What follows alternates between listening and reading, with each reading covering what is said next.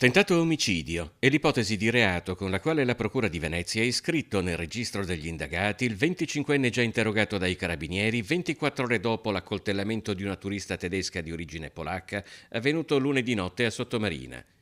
Il giovane, che soffrirebbe di disturbi psichici, era stato accompagnato al termine dell'interrogatorio all'ospedale di Chioggia, dove è tuttora ricoverato nel reparto di psichiatria. Per lui il sindaco Mauro Armelau ha disposto un ASO, accertamento sanitario obbligatorio, un provvedimento che rispetto al più famoso TSO prevede inizialmente solo una visita medica, a seguito della quale può essere deciso un eventuale trattamento sanitario. Nello stesso ospedale in cui si trova il giovane indagato dalla procura si trova anche Monica Grimm.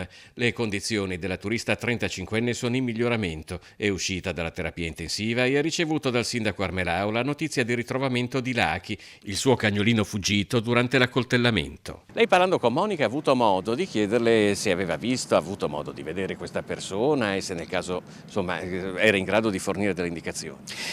Diciamo, qui ci sono le indagini dei carabinieri, quindi io magari non so tutto chiaramente, ecco. Noi abbiamo dato il massimo supporto all'Arma dei Carabinieri, insomma, perché a Chioggia veramente c'è un lavoro anche di squadra, c'è un rapporto tra istituzioni che è veramente ottimo. Anche l'ASL ha messo anche a disposizione una psicologa, appunto, per parlare con la ragazza, quindi anche dal punto di vista psicologico, perché non è semplice anche superare comunque questo trauma. Io le Ecco. chiedevo però se lei aveva avuto modo di parlare dell'aggressione, di entrare nello specifico con la ragazza. No, no, no, no, no, no, non ho volutamente lasciato stare proprio per non ricordare, ecco.